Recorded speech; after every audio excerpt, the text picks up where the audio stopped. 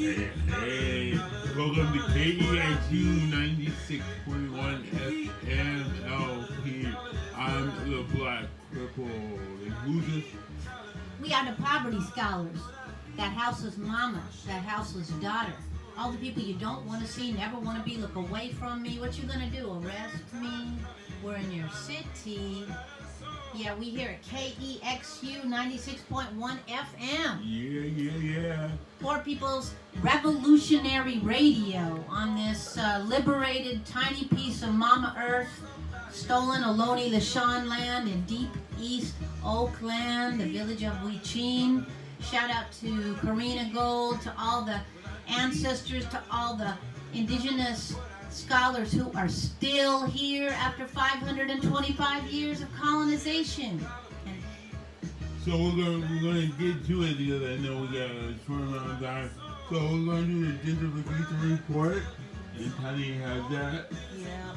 Apologies to those listening on 96.1 FM today. This is our first official historic radio day. We hold news between 6 and 7 p.m., but you know, Poor Magazine is in fact Poe, and our technical streets are not so set up in our digital streets. So bear with us, beautiful family out there listening on 96.1 FM and our YouTube watchers and listeners. So, you know, first of all, we got to be honoring the ancestors upon whose land we're standing, Ibaye, as well to the beautiful poverty scholar and sister who brought so much song and beauty into my Mama D's heart, and so many of the rest of us inside and outside these plantation walls. Aretha Franklin, Ibaye, so much love and spirit up to you.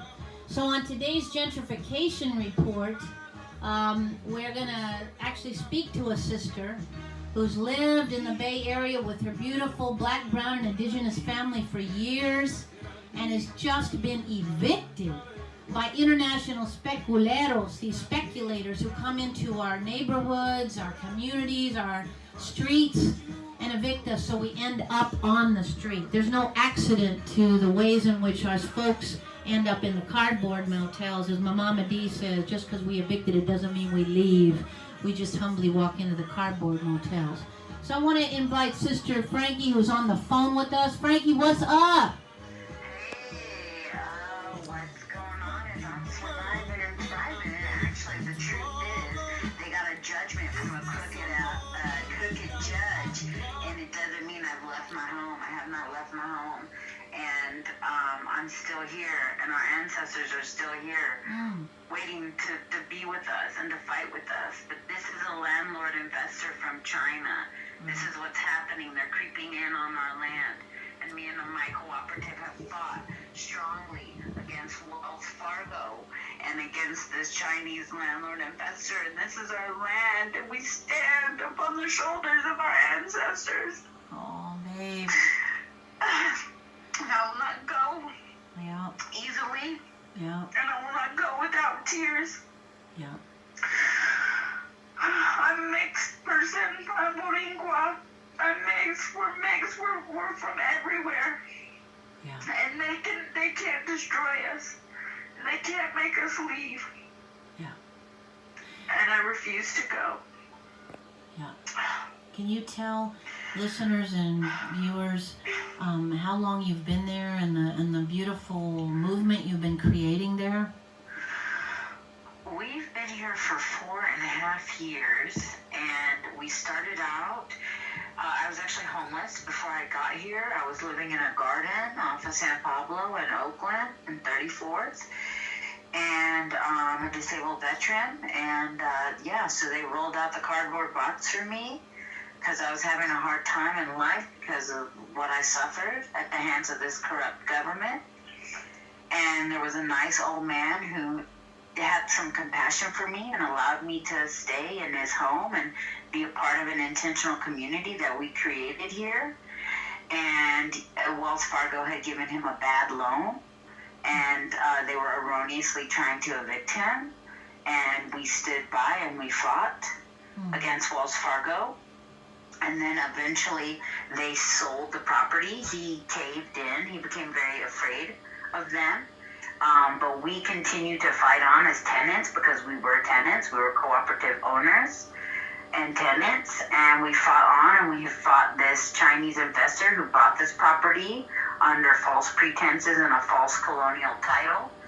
And we went all the way to trial. And let me tell you, the judges are crooked. The judges are landlords. This judge wanted me to have a half-a-day trial and just to go.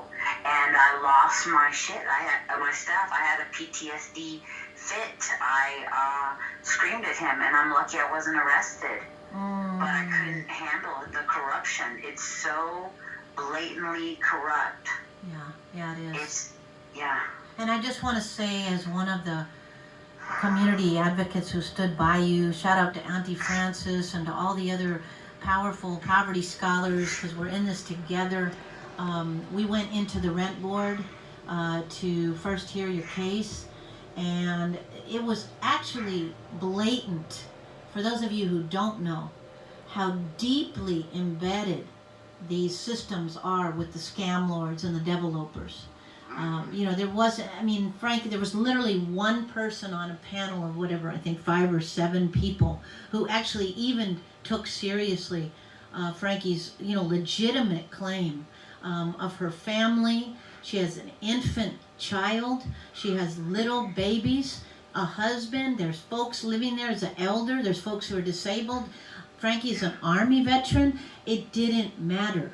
In the face of greed and the lie of buying and selling Mama Earth, people have become literally monsters. And that's what I witnessed going into the rent board with her. It was a farce.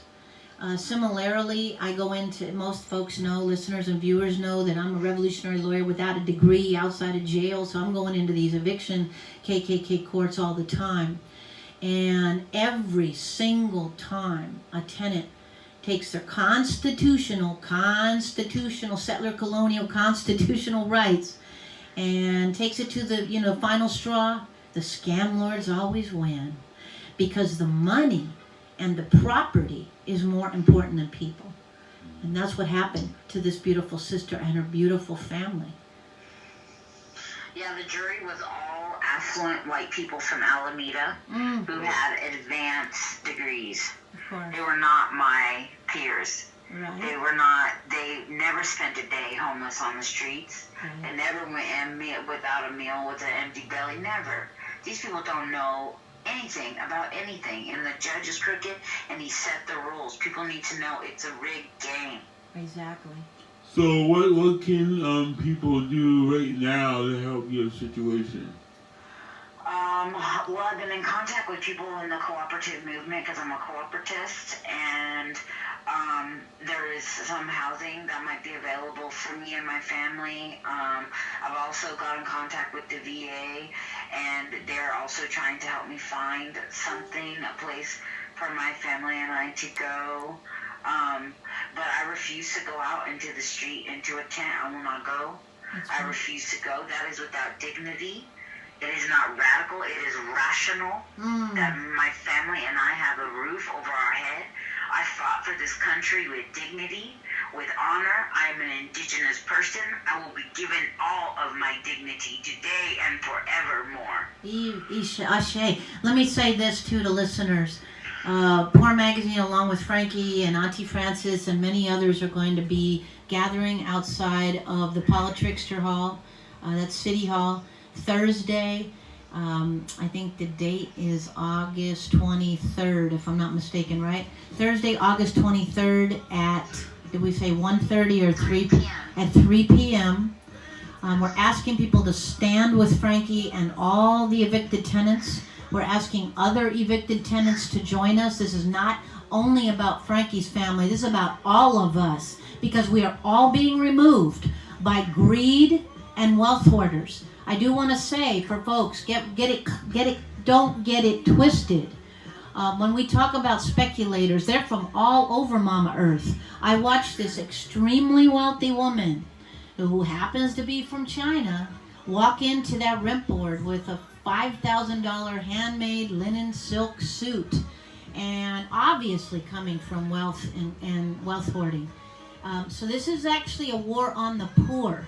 So we're asking for poor people, for indigenous people, black and brown folks to stand up for Oakland, because Oakland is getting removed out of Oakland. So again, that's Thursday, August 23rd at 3 p.m. Stand with Frankie, stand with her family, and stand with all of us. Frankie, we'll be talking to you soon. And you know where the fight, yep, and the fight has not begun. It is just getting started. That's right. Ashe, thank you. All right, Bill. Bye-bye. More soon. Bye-bye. So that's the news hour, KEXU 96.1 FM. You can also, go to formagazine.org and stay tuned for Hip Hop Nation. I just want to say, too, for folks, a shout out to all our indigenous warriors who are also fighting for Mama Earth right now. There's a really big climate change march, which we will be walking in with our youth and our families on September 8th in San Francisco in the Stolen Village of Yalamu. Please find out more on Facebook, FaceCrack, whatever. And also know that the upcoming issue of Decolonize, which will be writing about the upcoming prison strike, will be available on September 6th right here at this liberated Ohlone Lashan land. Homefulness. That's a homeless people solution to homelessness. So yeah, stay tuned. Have it locked. 96.1 FM. Wait, because Crip Hop Nation's about to hit your ears, fam. And for YouTube listeners and viewers, we're going to tune out. We'll be back in about 5 minutes or less. Peace.